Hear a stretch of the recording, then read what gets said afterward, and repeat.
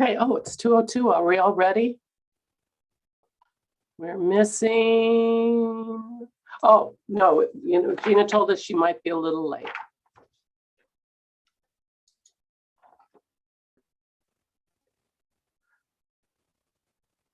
And did all of you have an opportunity to read Gina's comments? No. I didn't see any. Okay. And it appears Councilmember Quintanilla is having a little trouble connecting to audio.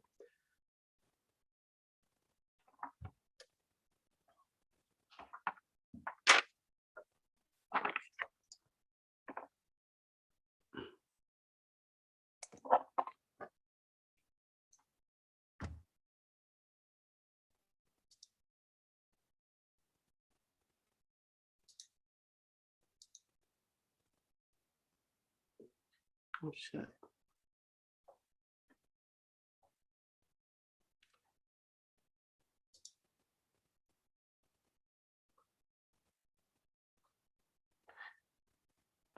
And please let us know when Karina's, what the status is of her audio situation.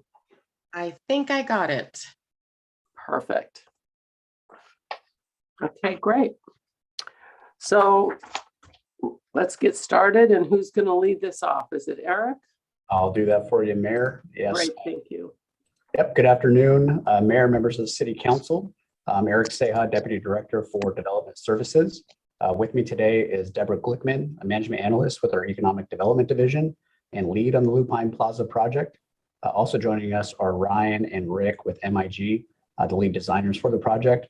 Just to give you a quick overview, Lupine Plaza was first established as a temporary outdoor space in September of 2020 in response to COVID-19.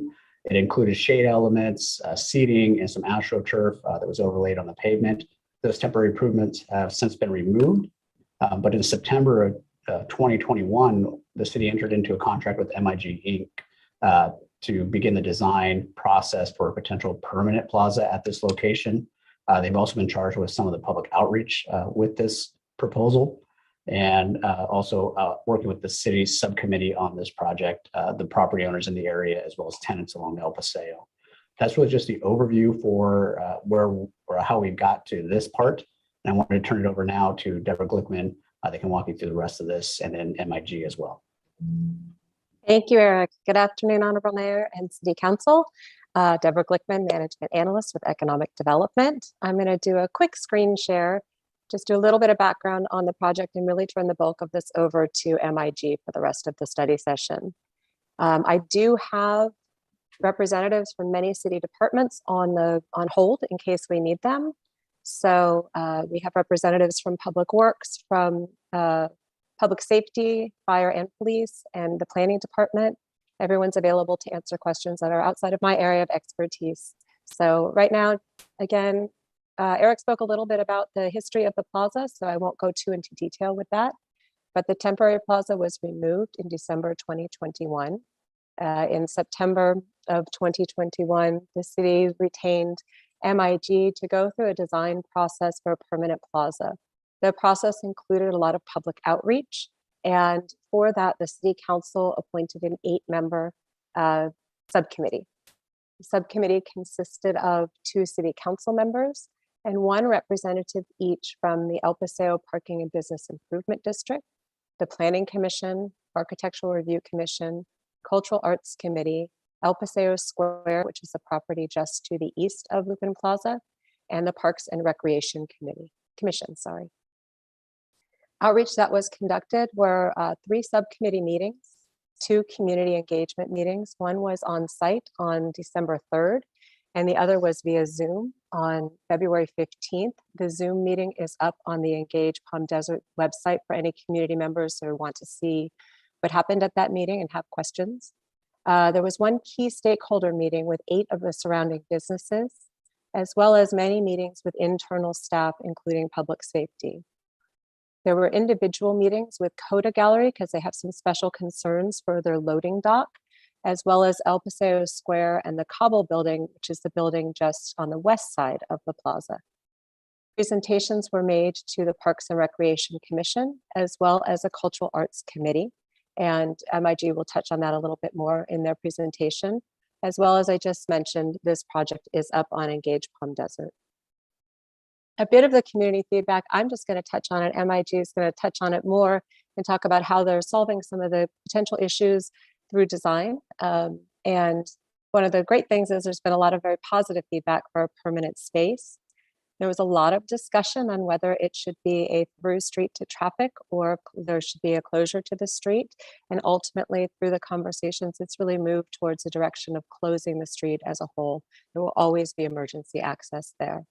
There were some requests for public restroom facility, some questions over maintenance for the plaza, as well as people using it to sleep, which is something that MIG will address in their discussion in just a moment. And what was really nice is to hear the community, much of the community, excited about the new space. It would be in a place to hold events and gatherings, not large events and gatherings. This is not going to replace where we would hold, closed out a full block or something that could be held on San Pablo. This is more for smaller one-off events. And that really, some people had concerns about noise, but the city would be stay within the noise ordinances. With that, I'm going to introduce to you, I'm going to stop my screen share and introduce to Ryan and Rick from MIG. They are the project managers for this project and have been working with the community and the subcommittee and myself all the way through the process. So I will turn that over. I believe that Ryan will be starting the presentation and then Rick will jump in after that. And I'm always here for questions as well as the other staff that's waiting in the wings if there are questions. And if I can, I'll just do a quick introduction. Again, my name is Rick Barrett, principal with MIG, and we're really pleased to be here, really excited to be working on this project. It's been a lot of fun working on this with everybody from Palm Desert. And for those that may not know, MIG, we're about a 250 person planning and design company throughout California and offices in other states as well. And then I'll turn it over to Ryan, who is our urban designer project manager. Thank you, Rick. And thank you, everyone, for allowing us to be here today. It's really great to see some faces that we've been able to engage with throughout the process. And I'm going to start sharing my screen right now.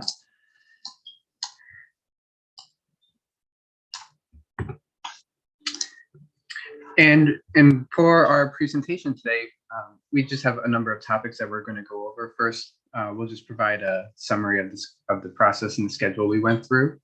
And we'll provide some of the initial design considerations and feedback, some of the highest priority topics that we received during our community engagement events. We'll do a little bit of summary of the community outreach that informed our design decisions, as well as the existing conditions analysis that also fed into our preferred concept design, which Rick will go over in detail. And then we will finish with our most recent discussion with the Cultural Arts Committee that we had yesterday. And then we'll save some time at the end for any question and answers and further discussion, but feel free if you have any questions as we're going through the presentation to jump in. And as Deborah outlined all of the specific engagement events that we had, this occurred during about a 5-month process when we kicked off in early November and went through multiple subcommittee meetings, met with different focus and stakeholder groups for property owners, really great conversations with Public Works and Public Safety. And now we are in the early to mid part of March with a target of returning to you on April 14th for intended to get approval for the concept design of Lupine Plaza. And so through the community engagement process and with the subcommittee, the topics really revolved around kind of the design of the plaza and having some really kind of in-depth conversations on the overall character, the quality of materials, emphasis on shade, and then a lot of questions and conversations around lighting, paving, and water features. And the two other main topics were kind of the unhoused population and kind of what is their relationship with the temporary and a future plaza going forward, as well as traffic and access. And So throughout that process, in starting with Plaza design, the thing we've heard over and over is that it really needs to capture the essence of El Paseo as it is today. It really needs to be complementary and be very interactive with El Paseo, but at the same time providing rest and respite were two of the words that we were hearing over and over. And coupled with that, shade was also the primary element that we received comments from everyone. So we're really making kind of dense shade trees the focal point of this plaza design.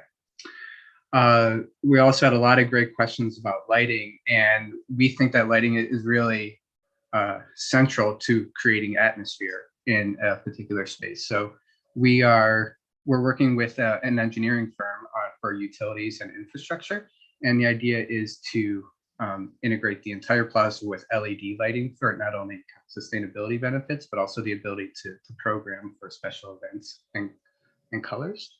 And then also in terms of paving and water features, these are things that they start to begin to become a little bit outside the scope of our project, but we're making sure that we're having conversations and doing as much coordination as possible to integrate with the paving and design that is existing on El Paseo or what might occur in the future.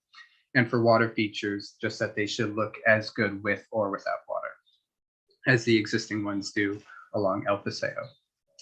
In terms of the unhoused population, we're very cognizant for the design of individual elements to not encourage kind of overnight sleeping or kind of activities like that. And so that would just be the design of benches, for an example, with kind of separators in the middle. And we also had really great conversations with public safety, and it's going to be, and they were confident that through the variety of existing city programs and through a maintenance and monitoring program that that's going to be part of the final report, that they're confident in their ability to kind of continue to monitor to reduce that impact. And then I think one of the things that will come out of this as well too is what has come out of the research is that kind of the more attractive and more well-used a space is, the less attractive it becomes for a transient or unhoused population who are really looking for more of a secluded space. And then lastly, for traffic and access, as we've gone through this process, we engaged with the engineers who are also doing traffic analysis, and they were finding that there wouldn't be any impacts for congestion on the surrounding city streets from this closure or for parking. And we also, as Deborah mentioned, had a lot of conversations specifically with the Cabo Building and Coda Gallery to preserve their access and the loading space. And so now jumping into some of the feedback we received from our public engagement. This was from the first session on December 3rd. And what this is really, we asked people to vote on what individual element they wanted to see within the plaza. And we can see here on the left, the top elements were shade trees, cafe, restaurant seating, water feature, and public art. And we also asked the general public kind of on a scale of 1 to 10, and in 5 different categories, what their preferences were in terms of a design approach. And so you can see here on the heat map kind of where those preferences lie. And there was a lot of variety depending upon the categories. So as an example, in a more playful versus a more formal approach, it was very evenly split across that scale, versus in a more flexible versus permanent approach, there is kind of a heavy emphasis for a more permanent design. And so this was another factor that fed into our design. And then lastly, we also used a lot of precedent imagery for the boards that we were sharing with the public in the presentation. So through the conversations, these were the images that people kept consistently pointing to, and that were their favorite precedent imageries. The one, Paley Park on the top left, just for kind of the serene environment with shade trees and a water feature. This in the upper right, the incorporating lighting with different furniture. Number 3 was really showing kind of the more playful side and how the paving can interact with the landscape. And then 4, again, really showing kind of the dense shade and creating a really restful environment. And so, and then moving on, we also quickly will touch on showing our existing conditions analysis. So we started by thinking about how does this Lupine Plaza fit in with the entire stretch of El Paseo from Highway 74 as it kind of makes a curve back to Highway 111. So how does it act complementary to someone who may be spending an entire day along El Paseo? Or how does it connect to local residents who may be coming to El Paseo for a small shopping trip or other activities? Oops, I'm sorry. And then lastly, diving into the site, doing the existing conditions analysis, everything from environmental features, where's the angle of the sun coming from, where are the prevailing winds, and designing around human comfort, and then also some of the practical things we needed to account for in terms of existing servicing and access, on-street parking, and where water is draining to. And so now I will turn it over to Rick, who will talk about the preferred concept design. Thank you, Ryan.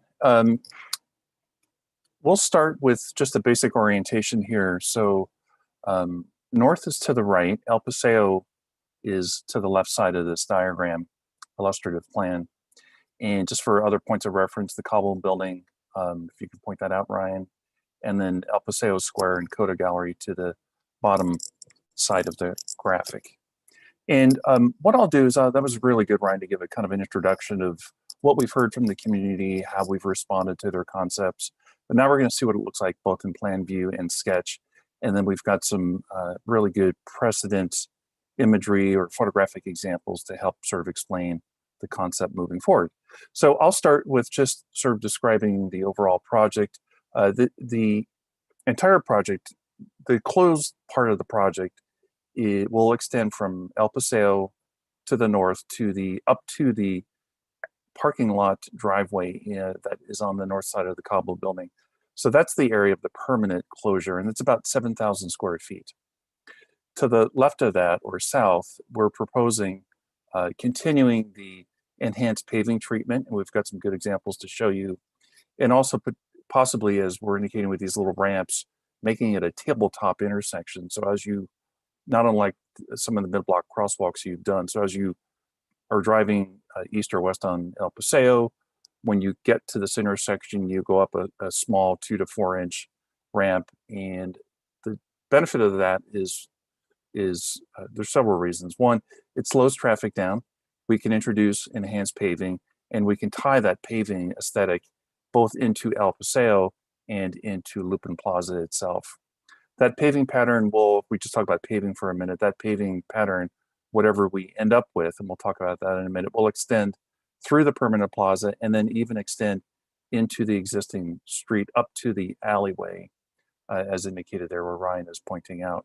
All of that will be one in the paving at the intersection, and the plaza will be at one grade. So there's no curb ramps, there's no drop off, there's no curb and gutter. It's all one level, which is a really great way to design an elegant plaza, as we'll see with some of the images. Some of the other features as depicted here, no particular order, but the grove of 10 trees that Ryan talked about are principally on the west side of the plaza, and that's because we need to maintain emergency access through the plaza. It won't be open to automobiles, but it will be accessible for fire and ambulance and emergency vehicles. So we shifted that sort of path of travel for the emergency vehicles to the east side, close to where the existing curb is today, affording us a larger plaza on the west side, which is also the shadier side of the street, which another one of the climatic influences we looked at. In addition, we are proposing, starting up the south end and moving north, a gateway arch, which we'll see in a second, right about there. bollards, which again would be used to prevent vehicles from driving into the plaza. Water features, water elements, we'll talk about that in a minute, just behind the gateway arch. And then in the driveway itself, for the emergency vehicle lane, would be movable cafe tables and chairs. But outside of that area, we would have fixed seating, benches, preferably integrated with the landscape. And again, we'll look at some examples of that in a minute. Overhead, we are proposing a couple different types of shade structure. We're going to show you an example of a architectural trellis shade structure and something a little softer using fabric, perhaps where the fabric could be removed in the wintertime to actually let the sun come into the plaza a little more openly. And then moving further into the plaza to the east end, or the north end, sorry. So then we'd have bollards before the plaza meets the existing Lupine lane right there with where Ryan is indicating. And just to the right of that is the designated loading zone for Coda Gallery and El Paseo Square. The other key thing I want to point out here is the Coda Gallery outdoor sculpture garden, if you will, that we're proposing to let that remain intact. Obviously, it's a fun part of the project, and perhaps even expand upon that and introduce some more similar type sculptures into the plaza itself. And then one thing I forgot to add, the expanded median. So because we are proposing to make this a permanently closed street, we no longer need that left turn lane going east on El Paseo. So the median could be widened. And we'll talk about that when we get to the some of the input we've gotten from other stakeholders. And with that, we'll go to the next image. So this is, everybody remembers what it looked like during COVID, and we don't need to spend much time talking about this, but I want to show you the sketch that we're developing, and we're going to develop some additional sketches to portray the project. So this is that same view, standing on El Paseo, looking northwest, slightly northwest. So some of the elements that I just described in plan, I'll point out in the sketch. So you can see the continuous floor of paving. There's no curb. We're proposing that there not be any curb, so it's just a open flush paving surface with the bollards in the foreground. And then some sort of gateway element. We know there's been some discussion about gateway elements elsewhere in Palm Desert, and so we've begun to explore what would be an appropriate design for a gateway arch. We'll continue to look at that. Something that brands it, draws attention to it, and the really cool thing about this particular design, or at least the structure of the design, is that we could have misters embedded at the top, misting down, and even misters on the side panels to project mist, horizontally, which we think would be pretty cool. Another feature, another cool thing about this gateway is for special events, whether it's evenings or in the evening, we could hang a movie screen, somehow across that structure and project movies onto the screen from within the plaza. And actually, when the El Paseo is closed for a very special event, you could project movies from this side. So it really becomes a focal point for not just Lupine Plaza, but for all of El Paseo, particularly since, as Ryan pointed out, it's approximately centrally located, in El Paseo. Further into the background, we see the shade structure is indicated in the Lupine purple color, some decorative lighting we've indicated a couple light features, the water features just behind the gateway, and then movable tables and chairs within that through zone, as I pointed out in the plan view. And then behind that, you can see on the far left, we've got some fun seating. We're going to show you some examples of that, and then fixed seating as well. And I think that's it for the sketch. We can keep moving. Some of the precedent imagery we've culled over the meetings we've had, and we've really refined this with significant input from the citizens, from the subcommittee members, from the stakeholders. And so we've really begun to narrow down the imagery that we think is really finely coordinated with our plan. So starting on the left, this is a really good example of where enhanced paving continues from a pedestrian plaza through a vehicular drop-off. This happens to be in Baltimore at the aquarium on the Inner Harbor. we really were enthused and excited about the use of paving and having it not just be decorative. And as we're working with our artist on the team, Robin Brailsford, even begin to incorporating art into the paving and perhaps telling an interpretive story through the paving pattern. And again, that would be continuous through the whole plaza. The top image is a really great image of what we're trying to achieve with sort of an elegant bosque or grove of trees, simple paving, movable tables and chairs underneath. And then in the upper right, some fun ways of integrating paving with landscape. In the lower right, bicycle parking, we really want to cater to bicyclists. We know that they use the temporary plaza on the weekends for gathering. We want to have bike racks, maybe even a bike repair station, bike repair facility.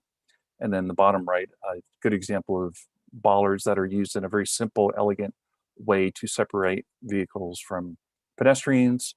We will have understory ground plane planting. We will most likely need or be required to have stormwater planters. So we think that can be also be incorporated into the just the artful playfulness of the plaza. And then finally, the fun seating, which I talked about, these really cool swing seats we'd like to incorporate. And then the example below of these colored domes, which allow seating. They're really fun for kids, but they certainly don't encourage any long-term sitting down and certainly no laying down. We've got another slide of images. So the notion of integrating seating with landscape came up yesterday with the cultural committee, and really like the notion of creating not just benches where you sit next to each other like in a traditional, bench setting, but you can actually turn and face somebody really easily, and you're not just sitting on a bench looking straight out.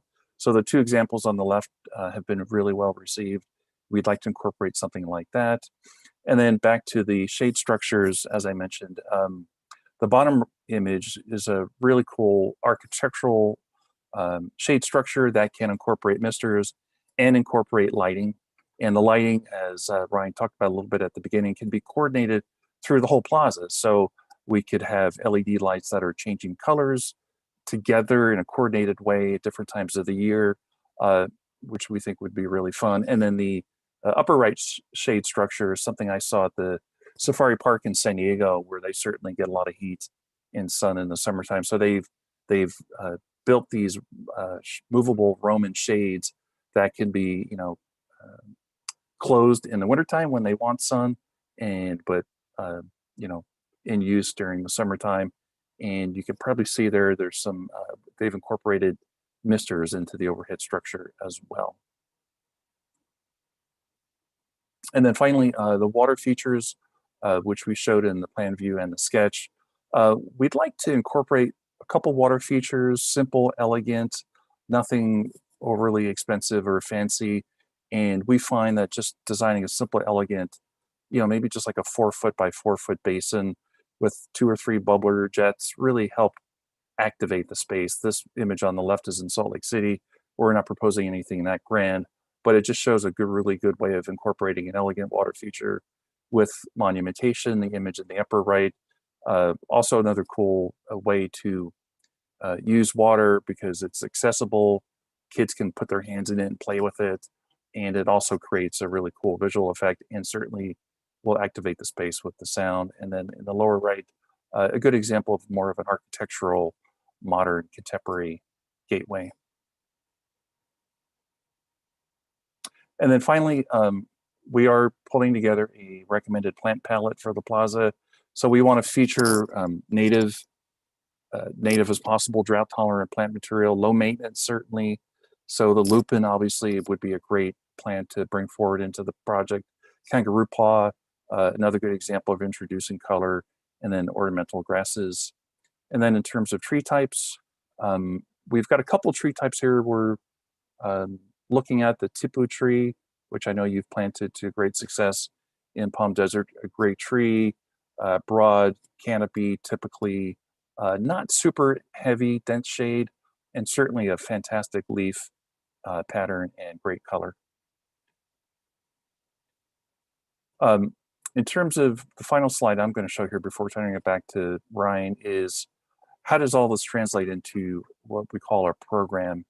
So moving from left to right, as I mentioned, the total area square footage is about 7,000 square feet. And as we depicted in the plan, approximately 10 shade trees, 10 to 12 benches, or 12 to 20 to 30 seating areas, depending on what type of seating style or benches and integrated seating we go with. Approximately 12 to 16, small movable cafe tables with chairs.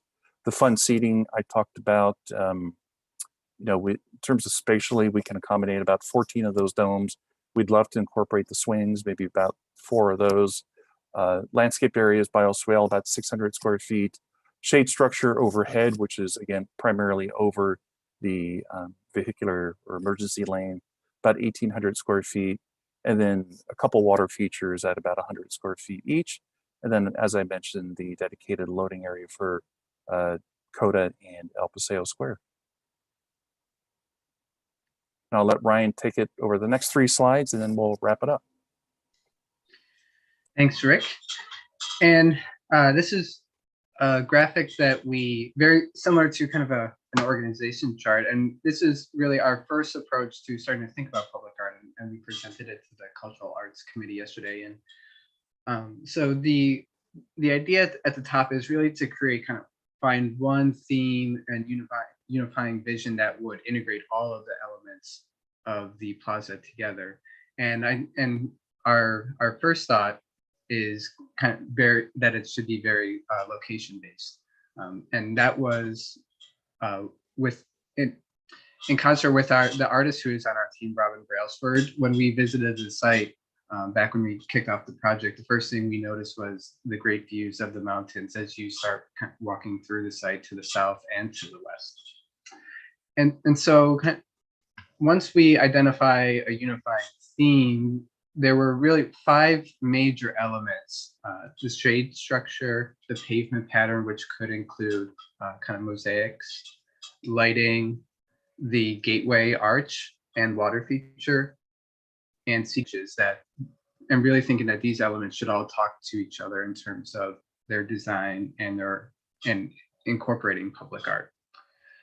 And then as well too, some shapes are the small circles along the bottom, again, just showing how this project, it's beginning to speak to El Paseo beyond the boundaries of Lupine Plaza. So considering pavement, we've been looking at what are the existing pavement typologies along El Paseo, and it's also a conversation going forward and try to find a balance for how much should this project respond to what is existing and how much should it set a model going forward for future improvements.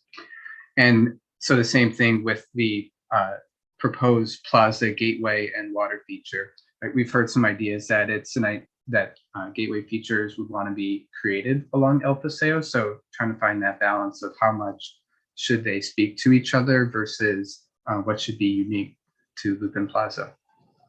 And then lastly, as Rick mentioned, with the expanded median, it creates another opportunity for another sculpture as part of the existing program. And so we were just proposing that would remain as part of the existing program and process and wouldn't have to be something integrated with this public art vision that we were envisioning for these 5 elements. And so as we presented that and the preferred concept to the Cultural Arts Committee yesterday, everyone was very encouraged by the approach for the permanent pedestrian plaza. And they were, I think, equally encouraged by that overall approach and the thoughtfulness for trying to integrate multiple elements together. Some of the main questions that came out of it were, again, dealing with lighting, and was there potential to change the color of the lights, and also thinking about the color palette for the plaza. And so we were definitely thinking to include LED lights to be programmable. And in terms of color palette, that's something that hasn't been totally decided yet as well. Of course, with the name Lupine Plaza, really thinking that purple color is a great starting point, and then from there using the complementary colors. And the other potential inspiration was the Unite Palm Desert color palette that is existing but I think the Lupine purple is the primary choice right now. And then I think the main comment we were hearing about the public art strategy was really the opportunity, as was put by some of the committee members, for promoting latent education and really tying together kind of environmental design, sustainability, the surrounding natural landscape, and the history of the indigenous peoples in the surrounding area and especially there's a lot of discussion about highways 10 and 74 and how those could be kind of abstracted in a lot of different ways, whether through things like a green wall or a succulent wall. And I think one of the great examples was from Indian Wells and some of how they integrate some of their history into public art. And then lastly, there were just some specific comments about the seating and especially taking into account different ages and to provide different seating heights and different types of seating. Some with backs for resting and others for more short-term seating. And then, as Rick mentioned as well, something that has been really well received was to incorporate group seating. And finally, as Deborah had mentioned, as we've gone through this process, we've been putting everything on Engage Palm Desert, and we will, and that was where all these final products will go as well. And it's a way of hoping to continue the conversation and continue to get feedback from the community as we finalize this process in the next month. And so now we can open it up to anyone for questions and discussion.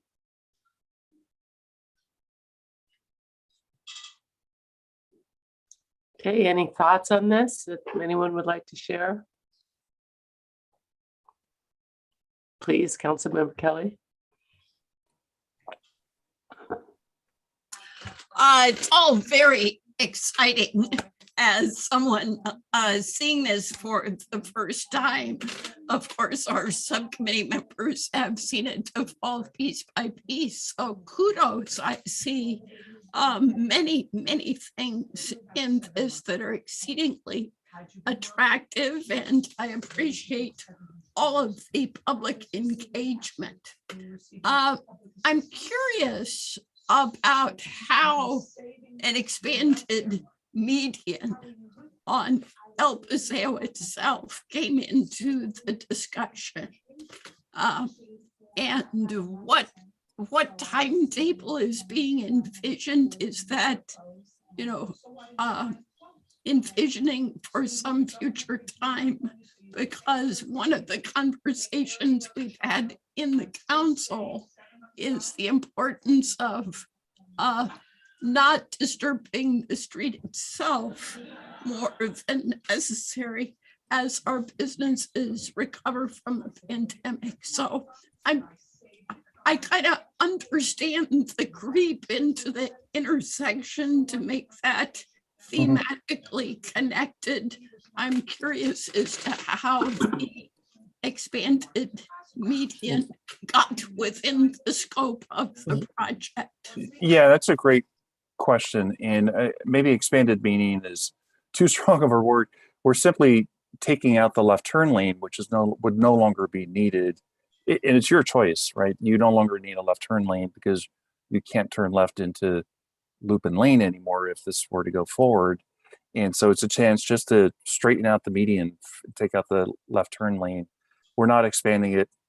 This doesn't apply to anywhere else on El Paseo. It's only that limited one single left turn lane that exists today onto Lupine Lane.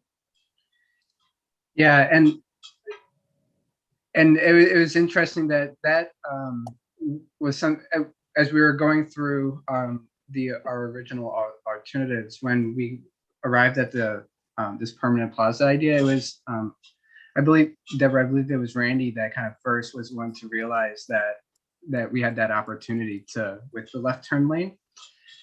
And so I think, and then Councilwoman, I think going back to your kind of the main question in terms of not disturbing the street, that one of the things we're working through right now is the timeline, which will depend upon some of the different funding opportunities that we're also studying, and putting together the potential for a phasing plan and different budgets, right? So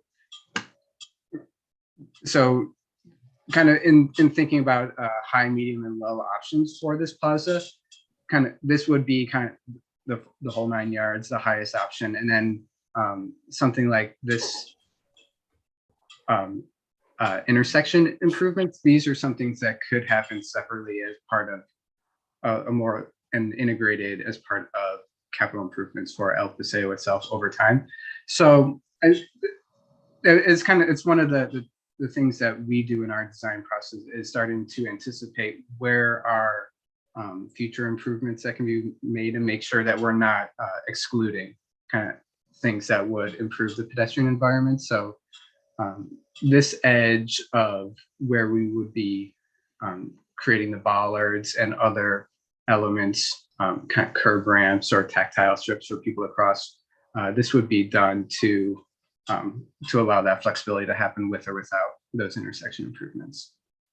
So if I can clarify, it's not the expanded median is a little confusing because it's just the width that it is further west is just continued on to fill in the place where the left turn is no longer needed. Okay, and I see, and I just want to do a little time check for everyone. We do have 17 more minutes. So Mayor Pro Tem Jonathan. Thank you, Mayor. I have 3 quick questions, and based on what you said, if we can get 3 quick responses as well, and make sure we have time for anybody else that wants to chime in. First one, while you have that site plan up, did you consider, and perhaps it's cost prohibitive, perhaps not, but if I use the term pop-up bollards, do you know what I'm referring to? Yeah, they lie flat. Yes. Beneath the surface or level with the surface, and then pop up when you want to close off certain areas. Did you consider that for that entire intersection so that we can have the bollards on the south side of Lupine come down, and then the ones on El Paseo and the other side of Lupine pop up? In other words, enclosing an area that could be a special event space. Was that ever considered? We didn't consider it, but we can certainly fold that into it. Ryan, maybe if you just run your cursor over what I think you're saying. So have pop-up bollards on the other 3 legs of the intersection. Right. Yeah, right. I like that. Yeah, so that the ones on the east side can pop down and the rest can go up, and now you've got an enclosed event space with amazing seating opportunities, right? I love that. Yeah. Yeah, so maybe it can be explored in terms of its cost effectiveness. And number 2, just a bit of feedback. Love the water feature. I tend to favor moving water, like a full river type of thing. I think you showed one example that ended in a small waterfall. I tend to favor moving water in the desert over fountains. So just a little bit of feedback. Good point. Yep. And it's like art. Everybody has different opinions. I'm just giving you mine. And then finally, I got some feedback as you did about homeless individuals. Anytime you put up, a parklet or, space like this, there's concerns about homeless individuals occupying the space. We do have resources at our disposal, including an additional business district team member that we just funded, working with CVAG, our outreach officers. But also we now have the homelessness task force. So, and there's an additional tool in our belt as cities and now the state seem to be moving towards compulsory acceptance of housing and services. There may be new ways to address that potential issue. I bring that up because we do have a homelessness task force, and maybe this is something that if Council Member Quintanilla concurs, can be brought up at some point on one of their agendas to address. Thank you. Great. Thank you, Councilmember Quintanilla. Thank you, Madam Mayor. I just want to chime in and say that the Public Arts Committee had part of this very vibrant discussion, and I love that he brought back the idea of multi-generational seating, whether it's kids that don't want to climb so high or folks in walkers that don't want to have to squat to sit and then struggle to get back up.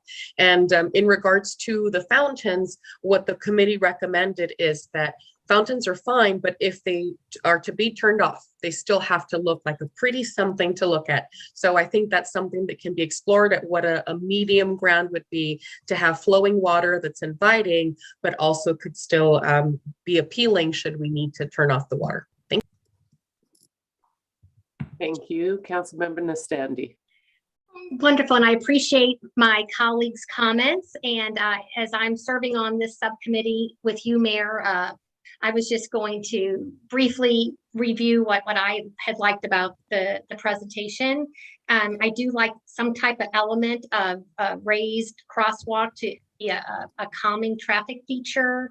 And if we're to pick between having an archway concept over the globe, I prefer an archway concept. And then the water feature, yes, I believe a water feature is very important. And Patrick Klein was part of our study group, Patrick Klein with the gardens, and they have a water feature, as we all know, at the gardens. And he says it's very easy and whatnot to maintain, and it does serve as an art piece.